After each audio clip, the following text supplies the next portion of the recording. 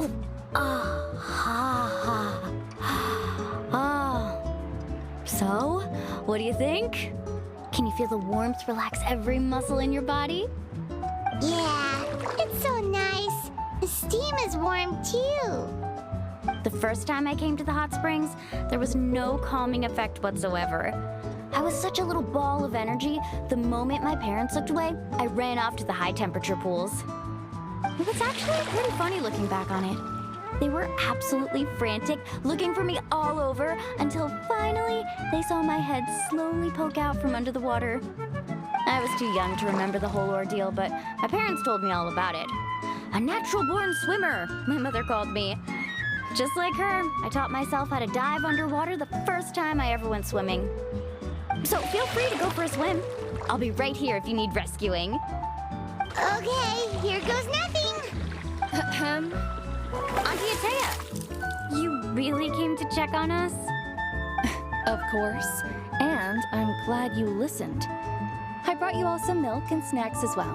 I'll just leave them here. The temperature in the artificial springs isn't too high, so I went with Saurus crackers and grain fruit chips. See how you like them. Oh, thank you. These are great. Well, I did make them myself. Very few young people know how to truly appreciate hot springs, so listen carefully. The temperature of the hot spring not only determines the type of snacks you should choose, but also the amount of time you should spend in the water. To bathe in a hot spring is to completely empty your mind. As such, swimming around the pool is incredibly disruptive and impolite, and something you should absolutely not learn from Mualani. Hey! All right, looks like you were able to adapt to the temperature, no problem. You should be able to switch to the natural springs then. Well, I've got to get going. Oh, and make sure you drink your milk. I'm looking at you, Mualani.